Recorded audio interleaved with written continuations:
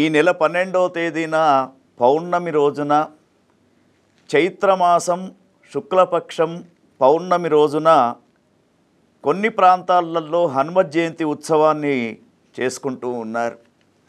అయితే ఈ యొక్క హనుమత్ జయంతి ఉత్సవం అనేది ఒక ప్రాంతంలో ఒకలాగా మరొక ప్రాంతంలో మరొకలాగా చేసుకుంటూ ఉన్నారు.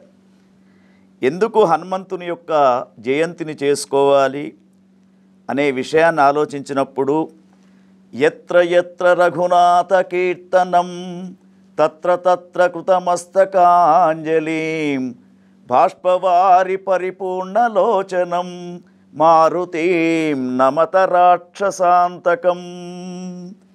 ఎక్కడైతే రామనామ సంకీర్తనం వినిపిస్తూ ఉంటుందో, ఎక్కడైతే రామచంద్ర స్వామి వారి యొక్క నామరూప గుణాలను గురించి కీర్తించడం జరుగుతూ ఉంటుందో, అక్కడ ఆంజనేయ స్వామి అదృశ్య రూపంలో ఉంటూ ఉంటాడని చెప్పేసి మనకు పురాణ గ్రంథాలు తెలుపుతూ ఉన్నాయి.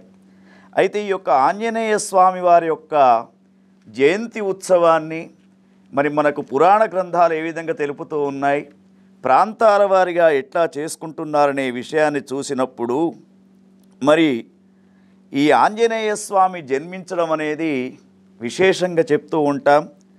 అయితే చాలామంది చైత్రమాసంలో శుక్ల పౌర్ణమి రోజున అంటే మనకి ఇప్పుడు 12వ తేదీన హనుమత్ జయంతి ఉత్సవాన్ని చేసుకోవడానికి ఏర్పాట్లు చేస్తూ ఉన్నారు. తెలంగాణ ప్రాంతంలో ఒకలాగా, ఆంధ్ర ప్రాంతంలో ఒకలాగా చేస్తూ ఉత్తరప్రదేశ్ రాష్ట్రాల వారీగా ఆంజనేయ స్వామి వారి యొక్క ఆరాధన చేస్తూ ఉన్నారు. అయితే మనకు ఆంజనేయ స్వామి వారి యొక్క వివరాలన్నింటినీ తెలిపేది పరాశర సంహిత అని చెప్పేసి ఒక చక్కనైనటువంటి పురాణ గ్రంథం ఉంది. మరి ఈ పరాశర సంహిత అనే దాంట్లో ఈ పరాశర సంహితను ఎవరు రచించారు అంటే, పరాశరుడు అత్యంత శక్తితో కూడుకున్నటువంటి ఆ యొక్క మహానుభావుడు. మరి పరాశరుడు ఎవరండి అంటే వ్యాస మహర్షి యొక్క తండ్రి. ఈ వ్యాస మహర్షి యొక్క తండ్రి రాసినటువంటి పరాశర సంహిత, ఆంజనేయ స్వామి వారి యొక్క పూర్తి వివరాలు ఈ గ్రంథాన్ని పరిశీలించినప్పుడు మరి మనకు చైత్రమాసంలో పౌర్ణమి రోజున హనుమత్ జయంతి గురించి దీంట్లో చెప్పడం జరగలేదు.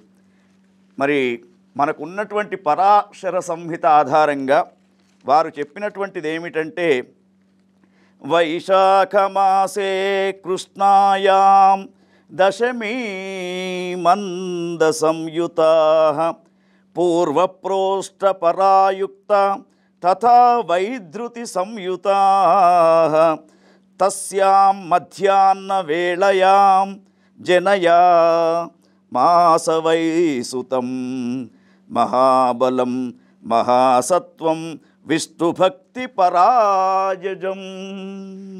ఆంజనేయ స్వామి యొక్క జననం అనేది ఎప్పుడు జరిగిందో మనకి ఈ యొక్క శ్లోకం ద్వారా, పరాశర సంహిత ద్వారా మనకు పూర్తిగా తెలుస్తూ ఉంది. మరి పరాశర సంహితలో ఉన్నటువంటి 6వ పటలంలో హనుమత్ జననాన్ని గురించి చెప్పడం జరిగింది. హనుమంతుడు ఎప్పుడు జన్మించాడు? వైశాఖ బహుళ దశమి శనివారం రోజున పూర్వభాద్ర నక్షత్రంలో వైధృతి యోగంలో మధ్యాహ్న సమయంలో కర్కాటక లగ్నంలో కౌండిన్యస గోత్రంలో అంజనాదేవి వాయుదేవులకు కుమారుడిగా జన్మించాడు. ఆంజనేయుడు అని చెప్పేసి, హనుమత్ అని చెప్పేసి అతనికి పేరు.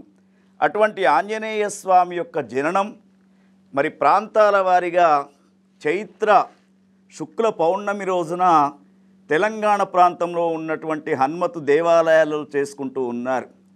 సరే, భగవంతుణ్ణి పూజించడం మంచిదే, కానీ మనం పురాణ గ్రంథాలను ఆధారంగా తీసుకుంటే మనకు పరాశర సంహితలో చెప్పినటువంటి విషయాన్ని గమనించినప్పుడు వైశాఖ మాసంలో మరి బహుళపక్షంలో వచ్చినటువంటి దశమి రోజున ఈ యొక్క హనుమత్ జయంతిని జరుపుకోవాలని చెప్పేసి మనకు గ్రంథాలు తెలియజేస్తూ ఉన్నాయి.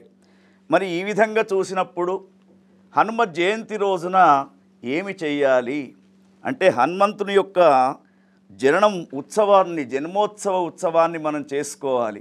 ఎందుకంటే రామచంద్రస్వామి యొక్క దాస్యభక్తిలో పరిపూర్ణమైనటువంటి దాస్యభక్తిని కనబర్చినటువంటి వాడు ఆంజనేయ స్వామి. దాసుడుగా రామచంద్రస్వామికి ఎన్నో సేవలు అందించినటువంటి స్వామి యొక్క జన్మోత్సవం ఎట్లా చేసుకోవాలో మనం ఆలోచించినప్పుడు మరి ఒక రామభక్తునిగా ఆ స్వామి యొక్క జన్మోత్సవం అనేది ఏ పద్ధతిలో చేసుకోవాలి, జన్మోత్సవం రోజున ఎటువంటి విషయాలను మనం తీసుకోవాలనే విషయాన్ని మరొక భాగంలో